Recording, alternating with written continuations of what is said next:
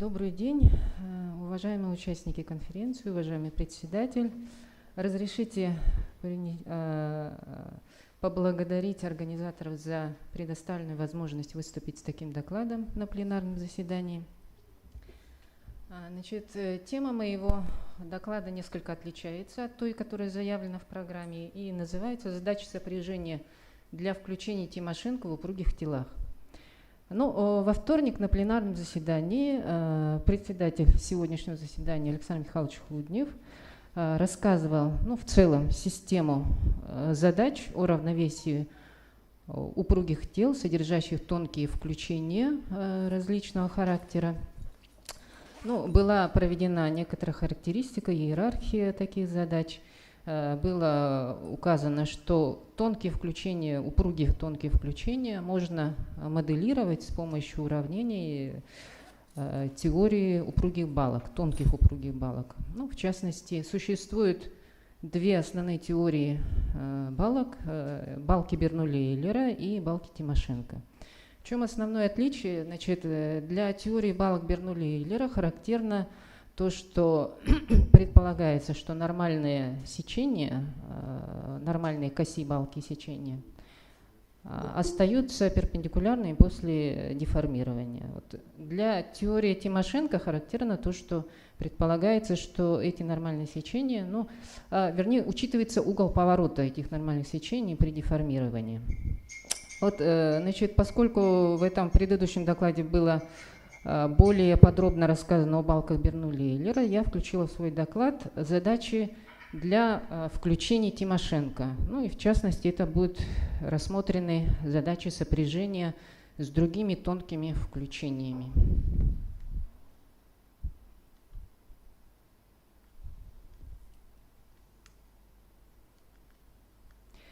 Здесь представлена частичная только выборка некоторых работ в данном направлении. Тут только несколько работ представлено. В частности, работы о тонких жестких включениях, значит, с отслоением. Есть работы без отслоения. В включениях Тимошенко в упругих телах, численное решение, а также несколько работ тут представлено по задачам сопряжения. Вначале рассмотрим такую задачу. Значит, задано нам двумерное упругое тело. Оно занимает область омега. Внешняя граница, оно здесь не обозначено, по внешней границе у нас задается закрепление. Тело у нас упругое, двумерная задача. Значит, данное тело содержит два включения. Первое включение обозначено красной линией, гамма маленькая t.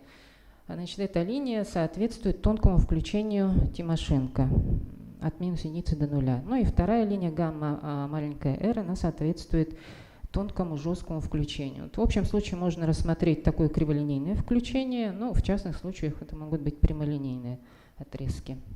Значит, полностью кривая гамма t и гамма r, включая точку сопряжения O, мы будем обозначать гамма маленькая, и на ней тоже рассматривать некоторые условия. В целом задача рассматривается, некоторые соотношения рассматриваются в области с разрезом. В данной задаче мы будем предполагать, что включение Тимошенко отслаивается с образованием трещины, то есть по гамма-Т мы имеем трещину. Трещина у нас, мы предполагаем, задана таким образом, что отслоение идет по верхнему краю разреза, то есть мы имеем разрез с двумя берегами, верхний и нижний. Значит, отслоение на верхнем берегу, поэтому закрепление этого включения, оно имеется на нижнем берегу разреза. Так, неизвестными в задаче являются приведенные функции. Функция U – это поле перемещения точек упругого тела. Для него мы вводим следующие формулы соотношения для компонент тензоров деформации.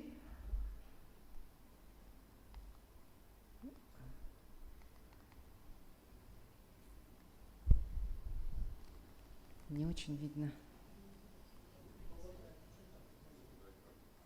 Ага, вот видно. Вот тензор деформации и тензоров напряжения. Значит, тензор напряжения у нас задается таким образом. Тензор модулей упругости А и ЖКЛ отвечает условиям симметричности и положительной определенности, стандартные условия. Далее, для тонкого включения мы вводим вот такие обозначения. Значит, W – это перемещение вдоль оси X1, V у нас перемещение вдоль оси X2, ну и φ – это вот как раз угол поворота в модели Тимошенко. Значит, ну, поскольку у нас включение тонкое находится при отслоении, мы предполагаем, что оно находится на нижнем берегу, то мы, значит, приравниваем перемещение, там сначала идут перемещение включения и перемещение упругого тела на нижнем берегу, соответственно, горизонтальные и вот вертикальные. Ну, по поводу перемещения жесткого тела, вот, значит, на гамма-R у нас вводится такое пространство, так называемое пространство жестких инфинитизимальных перемещений, R, гамма-R. Это пространство таких функций ρ, которые имеют вот специально заданную структуру. Вот она здесь выписана. Здесь, значит, C, C1 и C2 – это, ну, некоторые константы. Рассмотрим дифференциальную формулировку задачи. Значит, здесь возможны два случая. Мы можем рассматривать случай, когда включения, ну, значит, сопрягаются с наличием излома, то есть это два отдельных включения, которые инкорпорированы в упругое тело, и другой случай, вот рассмотренный здесь, когда этого излома нет. Отсутствие излома означает, что угол в точке 0 фиксирован. Ну, рассмотрим последовательно дифференциальную формулировку задачи. Уравнение 1 задает это уравнение упругости для тела. Вот они заданы в области омега-гамма. Значит, f функция – это функция внешних нагрузок, это данные задачи. Уравнение 2 и 3 – это уравнение для упругой балки Тимошенко. Вот они заданы на гамма-t. Имеют следующий вид. И, значит, здесь можно обратить внимание, что в правых частях уравнений 2 и 3 и в двух уравнениях имеются вот в квадратных скобках обозначены скачки функций на разрезе. Значит, в правых частях уравнений упругости у них там предполагается задание, ну, внешних воздействий на балку. В данном случае в качестве внешних воздействий выступает воздействие окружающей упругой среды. Вот мы видим, что в этих уравнениях это получается вот так вот. Далее уравнение 4, соотношение 4, ну, это то, что на гамма-R вначале задается структура решения, то есть функция u должна иметь специфическую структуру. Ну и u равное нулю – это закрепление тела по внешней границе.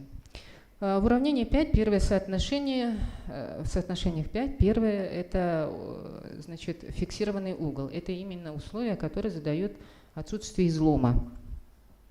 То есть слева-справа углы должны быть одинаковые. Ну и скачок функции v должен быть нулем с точки сопряжения. Соотношение 6 записано в точке при x1 равно минус единице, то есть в левом конце балки Тимошенко, включение Тимошенко, мы имеем свободный конец. Вот уравнение 7, соотношение 7, извините, соотношение 7 соответствует условиям на трещине. Значит, здесь первое из условий – это так называемое условие непроникания, то есть скачки нормальных перемещений должны быть больше или равны нуля, не отрицательны. Это условие, оно исключает взаимное проникание точек противоположных берегов трещины друг в друга, то есть мы заранее исключаем физически противоречивые решения. Далее, значит, сигма ню сигма тау – это нормальные касательные составляющие вектора сигма и жи ню жи. Индекс, ну вот верхний значок плюс означает, что это следы функций на верхнем берегу. И вот последнее соотношение здесь – это произведение, равное нулю, то есть произведение двух множителей, получается из этого соотношения, что, по крайней мере, один из множителей должен быть равен нулю. Ну, в дальнейшем это будет проиллюстрировано. И вот последнее условие 8 – это условие, которое характеризует равновесие жесткого тонкого включения. Записано оно в нелокальном виде. Мы видим здесь интеграл по гамма r, а также некоторые соотношения в точке 0. Вот уравнения 2 и 3, они содержат коэффициенты. Это коэффициенты, они характеризуют физические, геометрические параметры включения, такие как модули упругости, толщина балки и площадь поперечного сечения.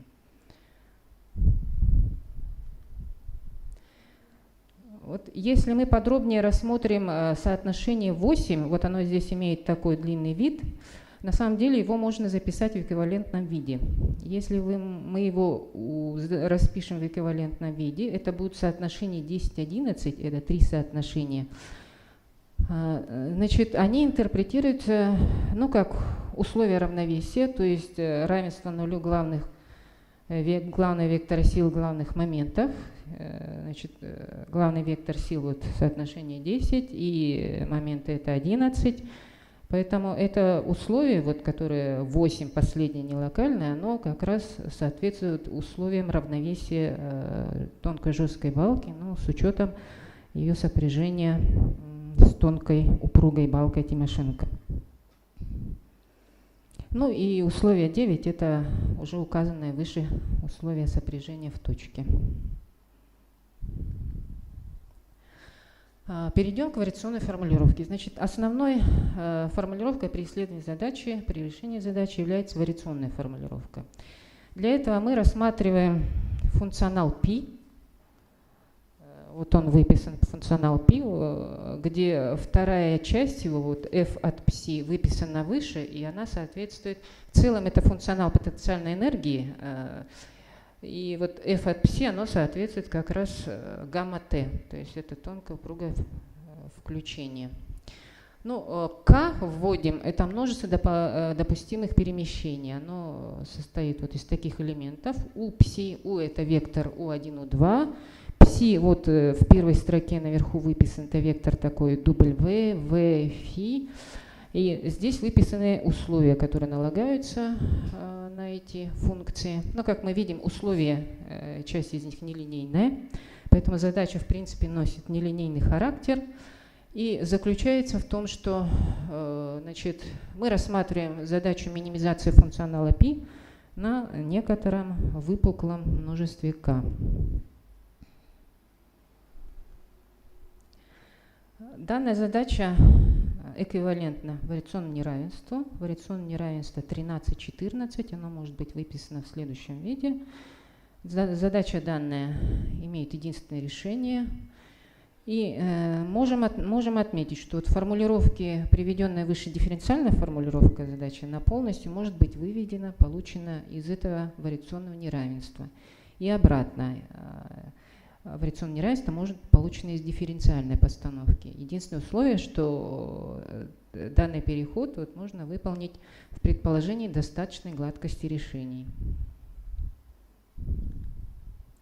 И для иллюстрации поставленной задачи, исследованной задачи, мы рассмотрим такой небольшой пример. Значит, пусть у нас область омега будет такой квадрат от -2 до 2 по обеим осям. Включение Тимошенко гамма-t у нас занимает от -1 до 0, вот оно прямолинейное слева, а от 0 до 1 это будет тонкое жесткое включение. Значит, в данной задаче у нас краевые условия немного не такие, как в представленной дифференциальной постановке, но это, в принципе, на метод, на исследование существенного влияния не имеют, то есть метод тот же самый. Значит, здесь у нас по левой и правой границе тело закреплено. Внешнее воздействие заключается в том, что правая часть области растягивается вверх и вниз, то есть по правому краю наверху мы имеем растяжение вверх, здесь мы тянем вниз, А вот в левой части наоборот, мы сжатие вводим. То есть здесь вниз, здесь вверх. Так, трещина у нас расположена только на гамма-Т, вот тут слева от нуля. То есть, в принципе, мы предполагаем, что там должно быть смыкание трещин. Ну, вот из правого рисунка видно, этот правый рисунок означает, что вблизи нуля слева все-таки есть небольшое раскрытие трещины. Так, тонкое жесткое включение у нас не отслаивается. И далее мы посмотрим, как выглядит решение вот этой задачи, что означает принадлежность вот этим пространствам жестко-инфинитезимальных перемещений. Вот на левом рисунке представлены вертикальные, на правом горизонтальные перемещения. Но тут можно этот точек на оси x1. То есть от минус единицы до нуля мы имеем перемещение точек упругого включения, а от нуля до единицы это будет перемещение точек жесткого включения. Вот мы видим, что от минус единицы они упругие. Вот здесь вертикальные и горизонтальные. А вот от нуля до единицы мы имеем такой линейный график здесь и здесь. Дальше, вот если мы обратим внимание на вариационную формулировку, здесь в функционале энергии, вот в частности f от psi, в его части f от psi, мы имеем коэффициенты. Вот e, значит, модуль упругости, g. Эти коэффициенты, ну, в совокупности ES, EI в целом, вот эти коэффициенты, они характеризуют жесткость материала. Поэтому мы хотим рассмотреть задачу, когда жесткость материала увеличивается, но и в пределе стремится к бесконечности. Ну, здесь, значит, в изотропном случае параметр g, коэффициент g, он тоже пропорционален e, поэтому мы вводим здесь функционал вот в таком виде. То есть мы вводим параметр дельта в целом перед интегралом на гамма-t и рассматриваем задачу минимизации вот для такого функционала. Ну, здесь рассмотрена задача без отслоения, то есть множеством допустимых перемещений является множество W. Ну, здесь задано также условие отсутствия излома. Значит, вариационная формулировка у нас будет в виде такого уравнения. Если мы рассмотрим краевую задачу, то мы видим, что вот этот параметр дельта, он появляется, ну, вот в уравнениях упругости. И при каждом фиксированном значении параметра дельта мы имеем, ну, каждый раз отдельную задачу, то есть мы имеем семейство задач, поэтому решения снабжены верхним индексом дельта соответствующие. Также параметр дельта появляется и в последнем соотношении условий сопряжения, в нелокальном условии сопряжения. Если мы рассмотрим предельный переход можно осуществить этой задачи, то в вариационной формулировке мы получим следующую задачу. Вот мы имеем уравнение, которое в последней строке написано. Данное уравнение у нас записано на множестве WR. Это множество выписано наверху. Значит, это множество характеризуется тем, что перемещения U на всем гамма являются элементами пространства жестких инфинитезимальных перемещений. То есть в пределе у нас получается задача о полностью жестком тонком включении на всем гамма. То есть там, где было у нас включение Тимошенко упругой, там у нас теперь получается также тонкое жесткое включение. Но поскольку у нас угол был фиксирован, то есть была задача без излома, то мы получаем единое такое вот тонкое жесткое включение.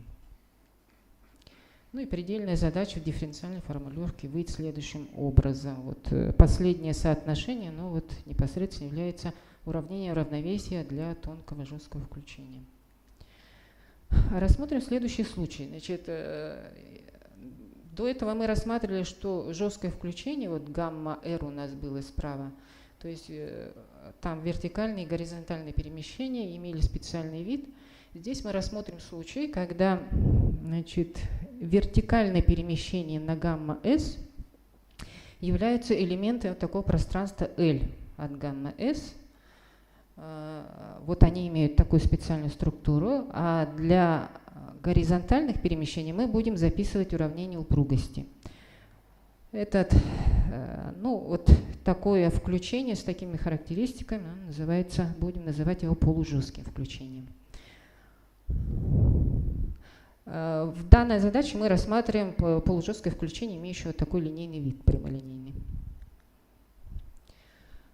Приведем дифференциальную формулировку. Здесь мы видим, что уравнение 16, уравнение упругости с участием горизонтальных перемещений для балки, оно записано на всем гамма, на всем гамма маленькое, то есть и гамма Т, и гамма С. А вот уравнения для В и Ф, то есть вертикальное перемещение и угол поворота, они записываются только на гамма Т. На гамма С мы имеем вот первое соотношение из 18, то есть это принадлежность пространству L. А дальше у нас записано, тоже сохранение угла, случай у нас без излома.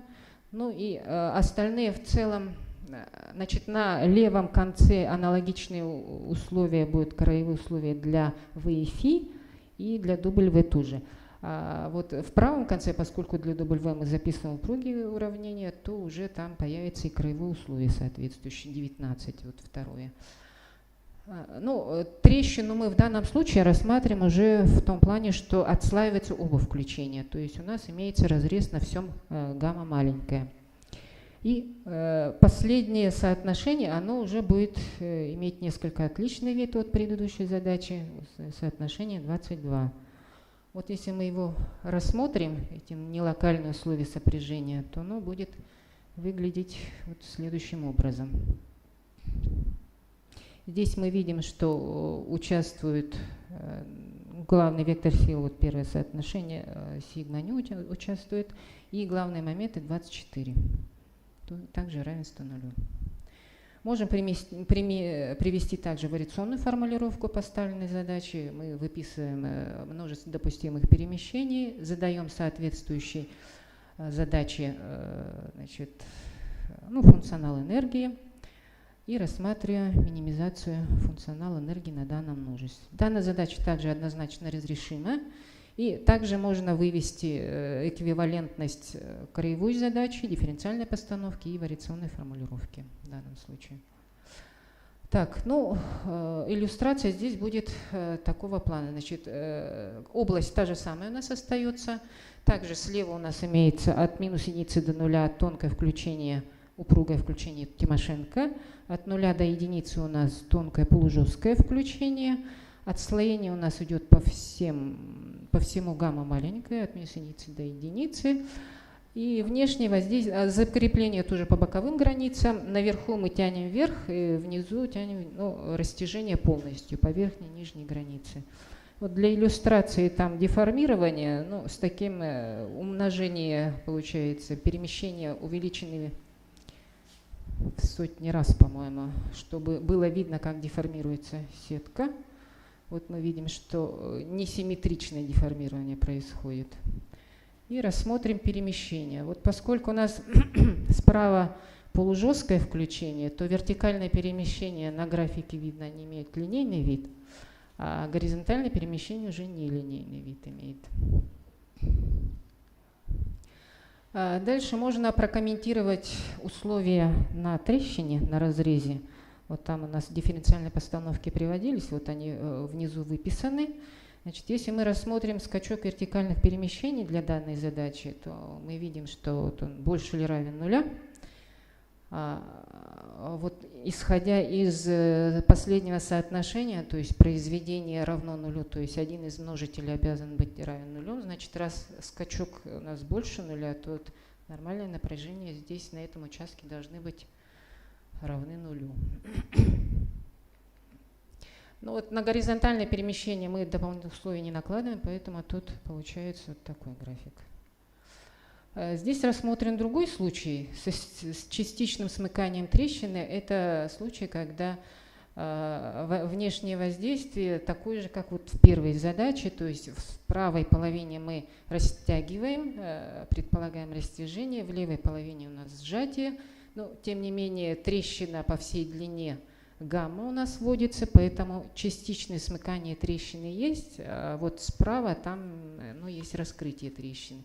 И вот на графиках мы видим, что от минус единицы до нуля в этих пределах, там вблизи минус 1,2, там имеется смыкание трещины, а в остальном, там, где трещина раскрыта, то и нормальное напряжение равны нулю. То есть да, в данном случае мы проверяем выполнение. Вот, действительно, эти краевые задачи здесь показаны выполнение этих условий на разрезе. Далее здесь рассмотрены случаи, когда жесткость стремится к бесконечности. Вот мы этот параметр дельта, условный параметр, мы его увеличиваем постепенно. И, допустим, по сравнению с предыдущим рисунком, ну, например, слева у нас горизонтальные перемещения, они все еще остаются такими нелинейными. Вертикальные уже принимают более-менее линейный вид. Вот справа, если посмотреть, от минус единицы до нуля. Но если еще увеличить, то, в общем, приближается к линейному виду и горизонтальные, и вертикальные перемещения. Также рассмотрим второй случай полужесткого включения на гамма-С. Здесь отличие заключается в том, что вот, если мы посмотрим уравнение 29, то здесь уравнение упругости записано для горизонтальных перемещений на гамма-Т, только на гамма-Т, там, где упругое включение. То есть на гамма-С у нас получается, что горизонтальное перемещение в соотношениях 31, они равны c нулевой, некоторая константа. А для вертикальной записано уравнение упругости, второе соотношение в 31. То есть таким образом мы рассматриваем другой вид анизотропии, когда линейными являются, ну, жесткие перемещения являются, наоборот, горизонтальные, вертикальные должны удовлетворять уравнению упругости. Ну, здесь выписаны соответствующие, значит, краевые условия для концов включений и внизу соотношение для гамма-С. Ну, здесь также можно привести вариационную формулировку задачи. Здесь функционал имеет вот такой вид. Вводится тоже соответствующее множество допустимых перемещений и рассматривается задача о минимизации функционала π на множестве k. Задача имеет единственное решение, и вот это вот вариационное неравенство, оно эквивалентно дифференциальной постановке. Ну и здесь для иллюстрации я привела решение задачи, когда вот мы видим на левом рисунке, что горизонтальные перемещения, они вот равны некоторой константе. Но вертикальные перемещения на правом рисунке, они удовлетворяют условиям упругости. Ну, в целом, все у меня. Благодарим докладчика за сообщение. Так, пожалуйста, вопросы.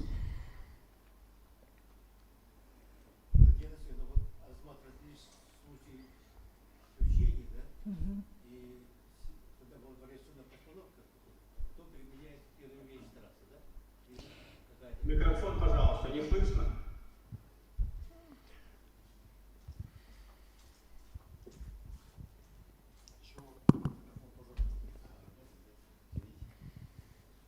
Татьяна Васильевна, вы рассматриваете различные случаи, жесткое, полужесткое там включение, так, и каждый раз приводит к вариационной задаче, так?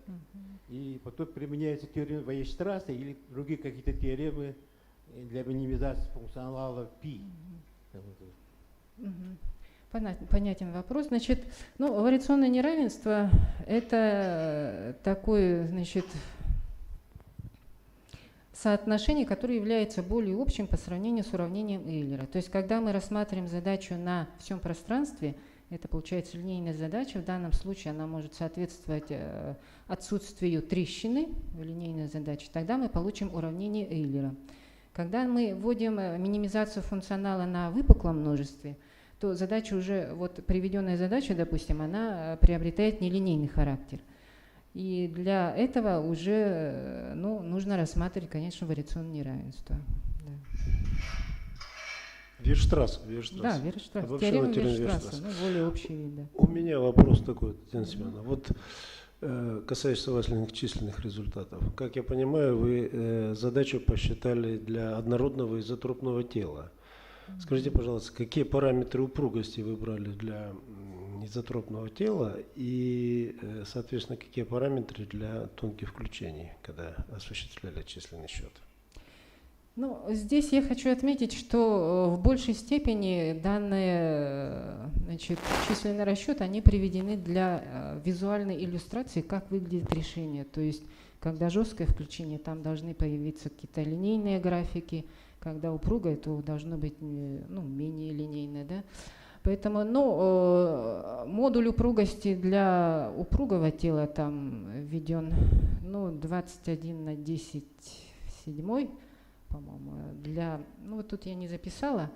Ну, а для упругих включений, там, для упрощения алгоритма и расчетов я вводила общий параметр дельта, то есть он такой обобщенный. Я не разделяла там отдельно геометрические соотношения и физические. Поэтому говорить о том, что это соответствует какому-то там реальному процессу, ну, пока еще рано. Понятно. Но для упругого тела вполне конкретные параметры. Да? Ну да, это конкретный параметр. Понятно. Еще, пожалуйста, вопрос. У меня вопрос, Александр Михайлович. Татьяна Зиновна, вот у меня вопрос такой. Вот у вас постановка задачи на гамма Т, там у вас 3-4 задачи, где-то задается справа сигма тау. Сигма тау, я так понимаю, касательные, да? Да, касательное напряжение. Да, и где-то других там сигма ню, нормальные компоненты. Нормальное, да. Вот, почему вот они так вот меняют, или это просто такая постановка задач требует, или что?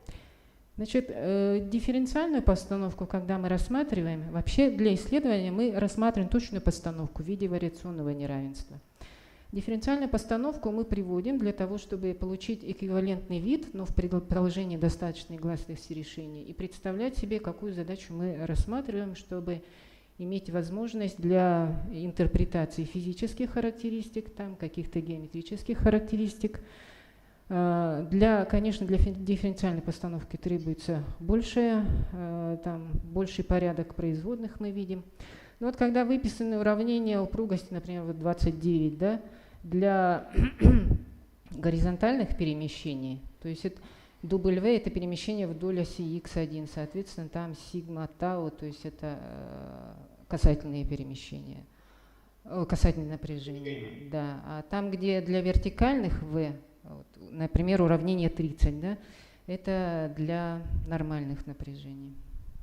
То есть эти уравнения, они в точности выводятся из вариационного неравенства. Ну, тут, по-видимому, надо добавить, что вот тот слайд, который мы видим сейчас на экране, скажем, 35 кровые условия, ну, со всеми другими уравнениями и соотношениями, дает полную систему кровых условий. То есть это правильная постановка кровой задачи, которая имеет единственное решение. Это я понимаю. Вот по 29, например, если написать 29 право сигма тау, сигма ню, это будет не то по физике, ну по механике, да? Ну, конечно. Да, Не, это ну, будет вопрос. не то. Да. Хорошо, я понял. И следующий вопрос. У меня несколько вопросов, да? Вот, ну вот про расчетной части, да? Вот, во-первых, какими средствами вы пользовались при численных расчетах? И, во-вторых, вот там есть точность отображения, везде изломы есть. Вот, причина этих изломов в чем? Так, ну здесь можно рассмотреть какие-то, ну пока я буду искать, значит, для численных расчетов использовался пакет программ FreeFEM++, ну FEM это finite метод конечных элементов, да, это свободно распространяемый продукт. Удобство его заключается в том, что вот в данном случае, значит, мы там можем записывать сразу вариационную постановку, то есть ту, которую мы используем, собственно, и мы там можем записать свои вариационные неравенства, но при некотором усовершенствовании алгоритма решать средственную FreeFEM++. Значит, там, где в первой задаче, вот, допустим, здесь у меня был случай без излома. Вот здесь вот мы видим более гладкие такие переходы в точке 0. Ну, вообще, вот для реализации алгоритма с отсутствием излома, там, конечно, требуется большой математический аппарат. Я думаю, он еще, его разработка – это большое, ну, хорошее такое интересное направление в дальнейшее, перспективное. Ну и в некоторых случаях вот мы рассмотрели для данной задачи, здесь оно, допустим, вот отсутствие излома показывает. В других случаях здесь я рассмотрела, например, вот случай с изломом, да? Здесь у нас справа полужесткое включение, то есть там модуль, параметр, который отвечает за жесткость, он гораздо более высокий, да? То есть он, ну, фактически он устремлен в бесконечность. Поэтому вот тут такой излом, условия излома, отсутствие излома мы не вводим, поэтому в задаче вот получается вот такой излом. Вот В точке. перемещение к излому повышает. Ну, перемещение Да. они как бы не непрерывно дифференцируемые. А напряжение, как известно, будет картинки. Вот если нарисовать фигуру напряжения и Напряжение. Ну, есть у меня иллюстрации, здесь я не включила. В общем, там, ну, разные задачи по-разному появляются. Это тоже теоретических пока результатов нету поведения. Ну, там видно, например, на кончиках трещины видно, что напряжение они имеют там. Особенность. Большую особенность, да, это видно на рисунках. Вот здесь тоже бывает видно, что особенность есть. И последний вопрос. Сами можно, да? Ну, давайте. В пластинках основной характеристикой является жесткость, насколько я понимаю, да? Угу.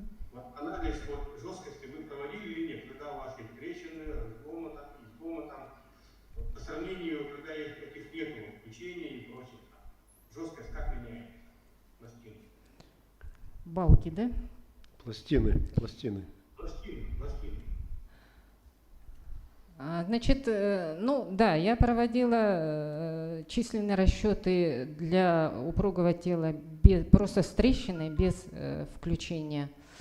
Ну, там, значит, ну если это просто одна трещина, там получаются такие гладкие функции, вот такие, как вот, То есть например, жесткость пластины у вас была постоянная, но фактически это такое плоское напряженное состояние. Да, плоско напряженное состояние. Речь идет о горизонтальных перемещениях.